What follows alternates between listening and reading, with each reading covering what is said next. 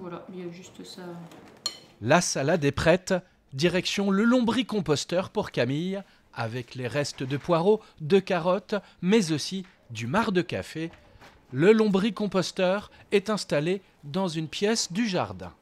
J'y verse donc mes déchets alimentaires et j'ajoute ensuite quelques morceaux de carton qui viendront être associés à tout ce mélange. Ces petits morceaux de carton, mélangés aux déchets de cuisine riches en azote, vont eux apporter un équilibre en carbone, de quoi régaler les lombrics qui se nourrissent de toute cette matière organique. Ils mangent en fait toute la matière qu'on leur apporte, que ce soit les déchets verts ou bien le carton.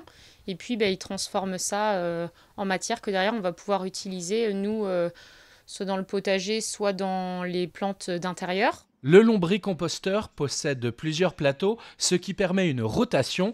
Dans celui du bas, démarré à l'automne dernier, vous le voyez, les vers ont déjà bien travaillé. Camille et Clément se sont lancés dans le lombricompostage via l'agglomération de La Roche-sur-Yon qui les accompagne pendant une année dans cette aventure comme 29 autres foyers du territoire. Ça fonctionne comme ça, comme on pouvait l'imaginer. C'est juste qu'au début, il faut prendre un peu plus de temps et on ne peut pas mettre l'ensemble des légumes dedans et l'ensemble du volume qu'on produit.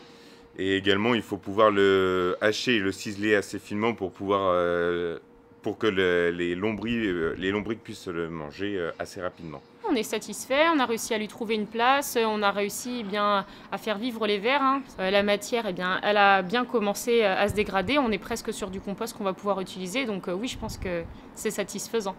Sans bruit et sans odeur, le lombricomposteur est un super composteur, un rapide transformateur de vos déchets de cuisine qui devient un fertilisant maison pour toutes vos plantes.